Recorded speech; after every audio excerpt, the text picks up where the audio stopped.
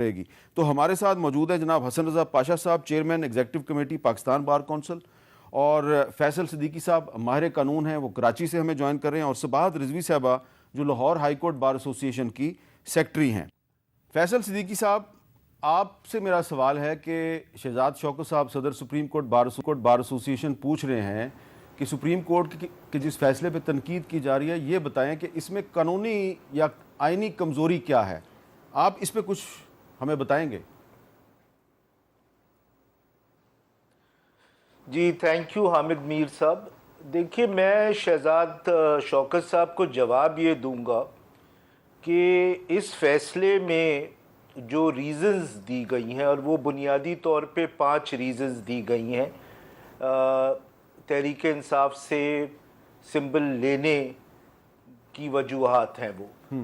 ان میں سے کوئی ایسی ریزن نہیں ہے جو کانسٹیٹیوشن کے مطابق ہے، جو الیکشن ایکٹ 2017 کے مطابق ہے، اور جو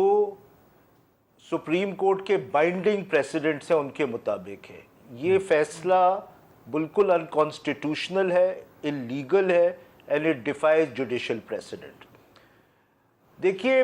ایشو یہ نہیں ہے کہ section 215 sub section 5 election act جو ہے، اس کے انڈر الیکشن کمیشن جو ہے کسی کو سمبل ڈینائی کر سکتی ہے، نہیں کر سکتی،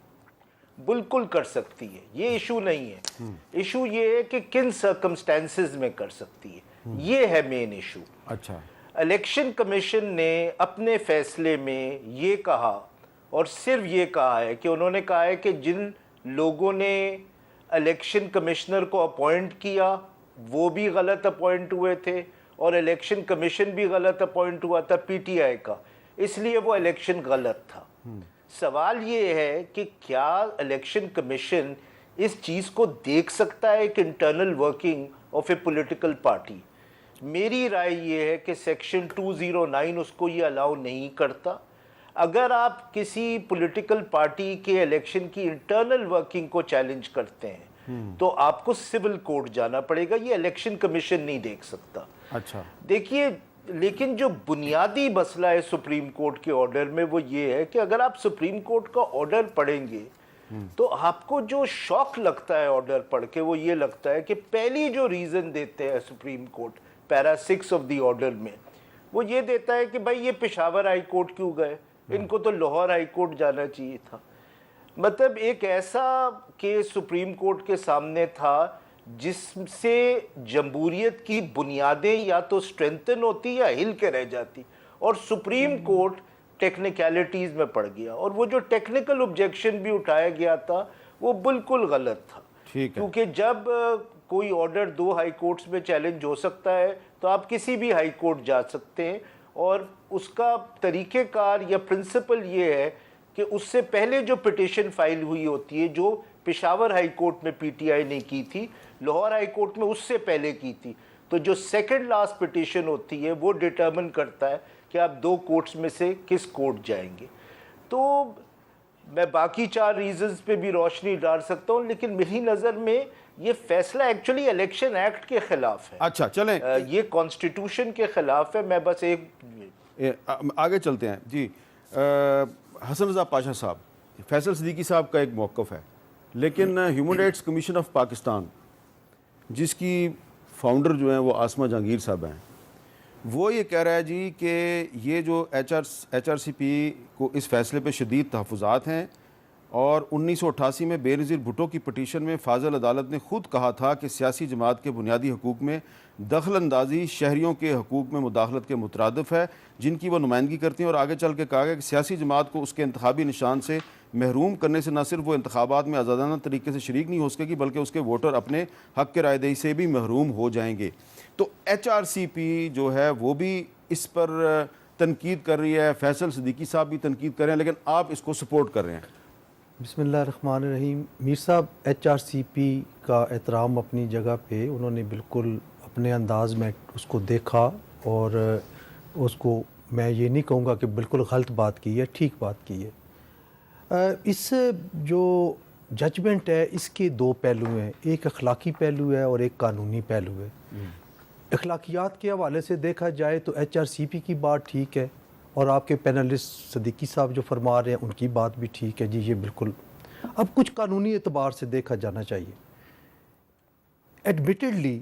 اور اس میں کوئی دوسری رائے نہیں ہے کہ ہیئرنگ کے دوران بھی یہ سوال بار بار آیا کہ لاہور ہائی کورٹ میں ایک پٹیشن فائل ہوئی،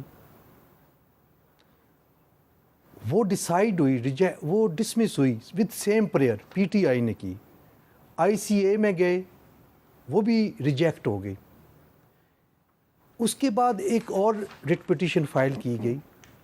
جو کہ سنگل بینچ کے پاس لگی، تو PTI کی اپلیکیشن پہ chief justice Lahore high court نے لارجر بینچ بنا دیا، فل بینچ جس کو کہتے ہیں، 5 رکنی بینچ ان کے پاس لگ گئے۔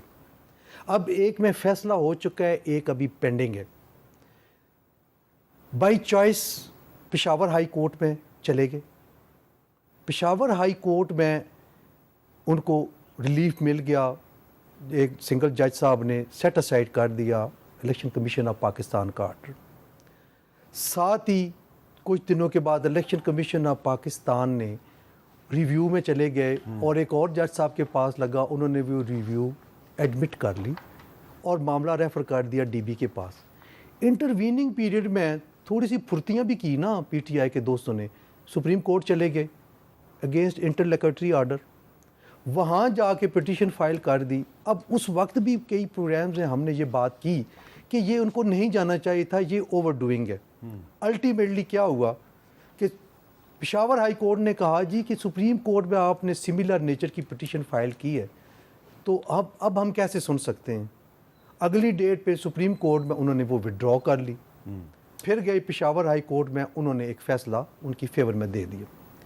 لیکن پشاور ہائی کورٹ نے نظر انداز کیا ایک بات کو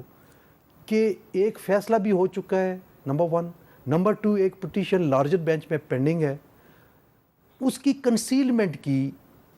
پشاور ہائی کورٹ میں فائل کرتے ہوئے، اور یہ جو ریکوائرمنٹ ہے لاء کی وہ یہ ہے کہ آپ ایک سرٹیفکیٹ دیتے ہیں کہ اس سملر نیچر کی کوئی پٹیشن کسی عدالت میں زیر سماعت نہیں ہے، اگر ہے تو آپ نے ریفرنس دینا ہوتا ہے، ٹھیک ہے، جو کہ انہوں نے ریفرنس نہیں دیا، ٹھیک ہے، اور اسی بنیاد پہ سپریم کورٹ آف پاکستان نے کنسیلمنٹ کو بھی بنیاد بنا کے یہ فیصلہ کیا۔ یہ تو ہے اس کا قانونی پہلو۔ اب باتیں ہیں کہ ایک میں for the sake of arguments ایک بات کرتا ہوں، غلط فیصلہ ہو گیا، انکانسٹیٹیوشنل ہو گیا، کیا ایسا کوئی غلط فیصلہ یا انکانسٹیٹیوشنل فیصلہ آنے سے انہوں نے اپنے حساب سے ٹھیک کی ہے، کیا یہ رائٹ ایکرو ہوتا ہے کہ ججز کو ٹرولنگ کریں، ان کو گالیاں دیں، یہ بات درست ہے، سوشل میڈیا پہ بالکل اس حد تک چلے جائیں کہ میں اور آپ شاید آن ایئر پروگرام میں ایک دوسرے کے ساتھ وہ شیئر نہیں کر سکتے؟ ہمارا کوئی اس فیصلے کے بزمرات پولیٹیکل کیا ہیں،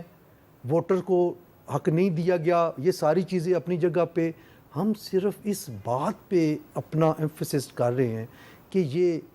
جو ٹرولنگ ہے اس کو ختم ہونا اس پہ ٹرولنگ پہ ہم بعد میں بات کرتے ہیں۔ سباحت رضوی صاحبہ یہ بتائیں کہ یہ جو حسن رضا پاشا صاحب کہہ رہے ہیں کہ ایک لاہور ہائی کورٹ میں ایک بینچ پہلے بنا ہوا تھا اور اس بینچ کی ابھی ہیئرنگ مکمل نہیں ہوئی تھی، لیکن تحریک انصاف والے پشاور ہائی کورٹ چلے گئے، تو یہ جو کہہ رہے ہیں کہ جی کچھ فیکٹس کو کنسیل کیا گیا، اس کے بارے میں آپ کیا کہیں گی؟ جی میں نہیں سمجھتی کہ اس طرح سے کوئی کنسیلمنٹ ہے، اور وہ فیصل صدیقی صاحب کی بات جو ہے وہ بالکل بجا ہے کہ یہ ٹیکنیکلٹیز کو لے کے اتنا امپورٹنٹ کیس جو ہے اس کو آپ صرف merely on the basis of technicalities you can not knock out someone of their basic fundamental rights, لیکن جو اصل کوشچن ہے اس ججمنٹ کے اندر وہ اس کا انکانسٹیٹیوشنل ہونا ہے، اور جس کی بیسس کے اوپر ایک بڑی پولیٹیکل پارٹی کو انہوں نے اس پولیٹیکل پروسیس سے ہی آؤٹ کر دیا۔ میں سمجھتی ہوں کہ پاشا صاحب کو اور اس بات کے اوپر زیادہ ڈسکس کرنے کی ضرورت ہے، انسٹیڈ آف کہ ہم ٹیکنیکلٹیز کے اوپر ڈسکشن کریں، کیونکہ یہاں پہ ہم کوئی لیگل فورم تو ہے نہیں کہ جو ہم کہیں کہ اس کی کمپیٹنسی کیا ہے۔ اصل بات تو یہ ہے اس ڈیسیژن کے ریپرکشنز کیا ہیں، وہ کیسے افیکٹ کر رہا ہے سارے پروسیس کو، لوگوں کو، ان کے بیسک فنڈامنٹل رائٹس کو۔ I think this is more important than mere technicalities, جس طرح صدیقی صاحب نے بھی اس بات کو کہا ہے. تو آپ کے خیال میں یہ فیصلہ جو ہے